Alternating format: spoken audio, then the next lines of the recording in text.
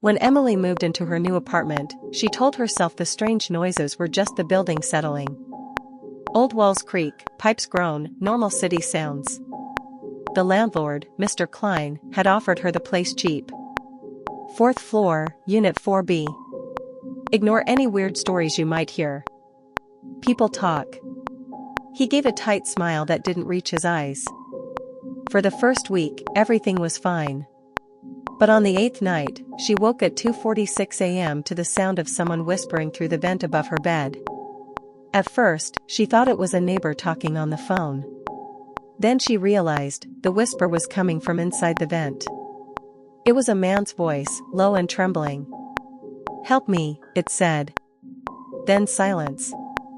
The next morning, she asked the neighbor across the hall, an old woman with clouded eyes, if anyone lived in 4A or 4C. The woman's face went pale. 4 is empty. 4C too. You're the only one left on this floor. That night, the voice came back. Closer this time. Please, it's so dark. Emily climbed onto the bed, unscrewed the vent cover, and aimed her phone flashlight inside. The tunnel stretched deeper than it should have, far past the wall, almost like a passageway. And at the very end of the darkness, she saw something move. 2 fingers. Pale. Reaching out. She screamed and stumbled backward, the vent cover clattering to the floor. By the time she looked again, the fingers were gone. She called Mr. Klein first thing in the morning. He sighed heavily. You shouldn't have touched that vent. What are you talking about? She demanded. Someone's in there. Not someone, he said quietly. Something. Before she could ask what he meant, he hung up. That night, she pushed her dresser in front of the vent. She left every light on.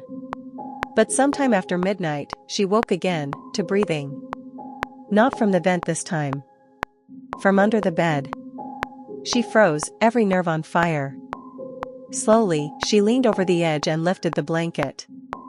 2 eyes stared back at her from the shadows. She screamed and bolted for the door, but it slammed shut before she could reach it.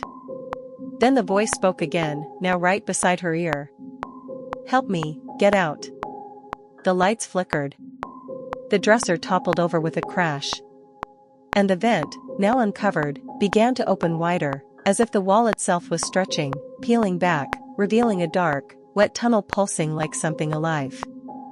Hands reached out. Dozens of them. Grasping. Pulling. Emily kicked and screamed, but they dragged her toward the vent. She clawed at the floorboards until her nails tore. The last thing she saw before the darkness swallowed her was a pale, eyeless face emerging from the tunnel, smiling. When the landlord opened the apartment the next morning, the bed was empty. The vent was sealed shut again. But on the wall above it, scratched into the plaster, were 2 words in dried blood. Thank you. A week later, a new tenant moved into 4B. Mr. Klein handed over the keys with his usual smile. Don't worry about any noises at night, he said. The building just settles.